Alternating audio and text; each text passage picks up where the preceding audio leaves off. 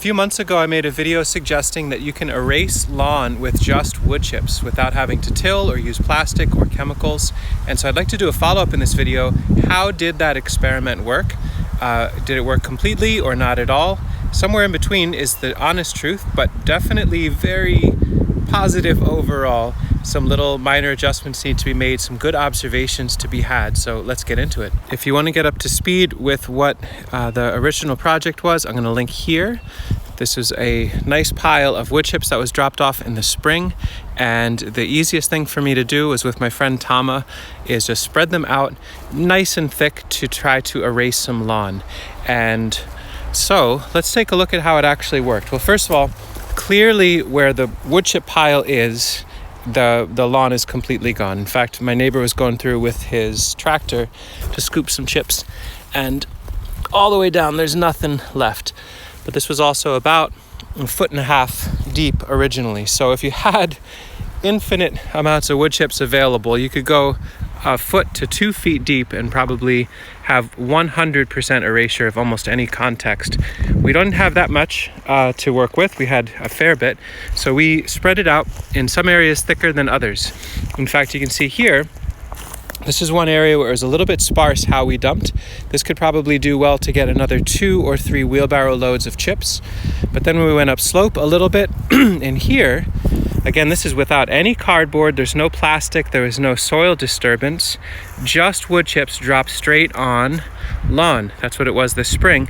And there's some patches here where it is just about 100% gone. I don't see any grass left here. And in fact, even with this very dry weather, I bet we can root around down in there. Nice moisture down below. Certainly not a place we can plant into just yet. The wood chips are still, I would consider, pretty raw, but the lawn is basically completely gone here. Something that I would expect to see, and I'm happy to show it, is there are some patches where it didn't completely suppress. In fact, what happened in this case is the lawn got erased a little bit more easily than the tap-rooted spreading plants. So we've noticed, in fact, here there's violets.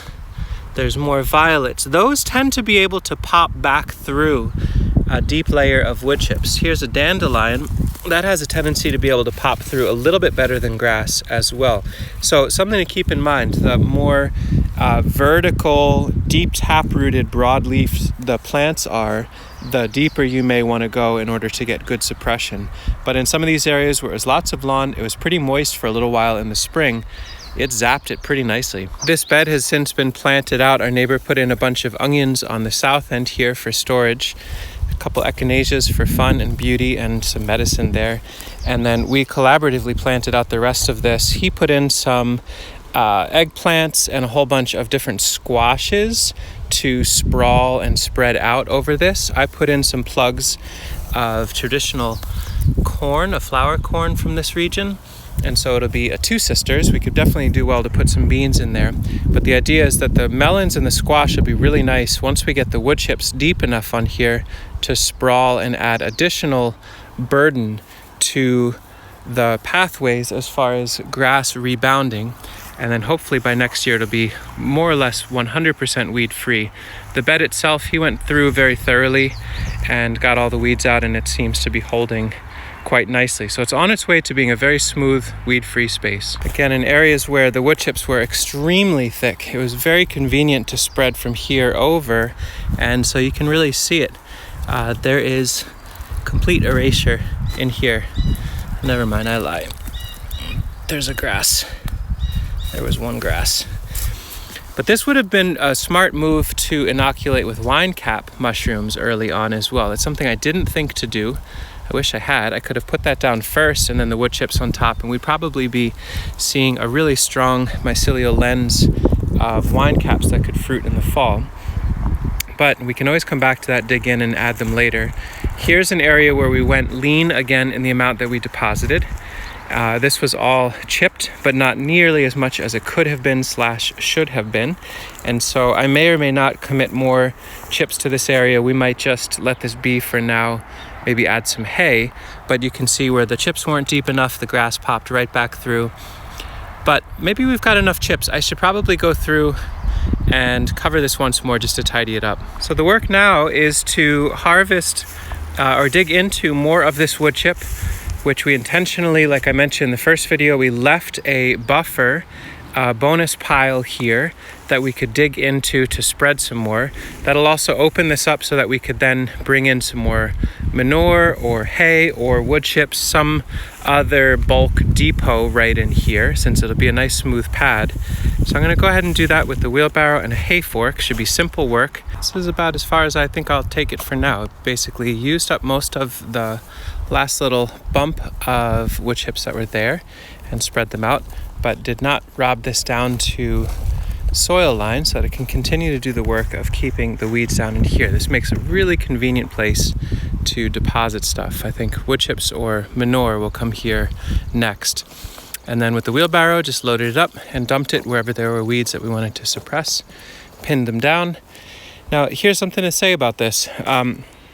Some of you that are watching this are like, well, hey, you put down wood chips and then now you got to put them down again. You might even have to add some more wood chips before the season's out. And that's all very true. But if we did not do this at all, so I've said this before with other videos around mulching, we could be out here every handful of days with a push mower and a weed whacker to try to keep up with the plants. It's not as though they go away then. So this builds soil immensely. It retains water. We're coming into a very dry time of year, and the wood chips have great moisture and earthworm life just about a foot down.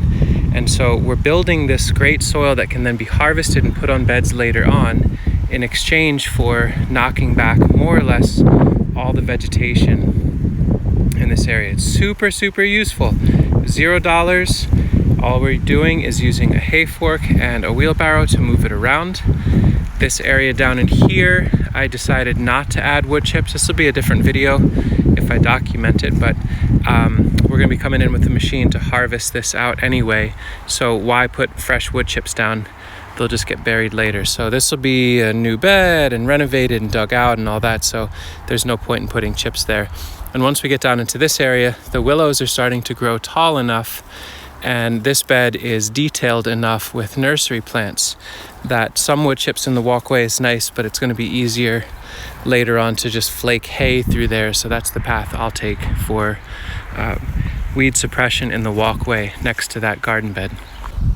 Feels like the more the climate seems to be unraveling each year, it's extremely hot, then dry, then some years it's wet. This year it's particularly dry, not particularly hot, but dry, that having ever increasing amounts of deposition of mulch material on the soil benefits these systems anyway. And so that's part of the reason why I've been making it a theme for the last couple of months here, is adding the hay, adding the wood chips, burying the lawn in that pathway. It's going to beget more resilience overall in the long run. So I'm just keep sharing this idea, keep gently beating the drum of bringing in free or low cost organic materials to your landscape if you can, and building up with that.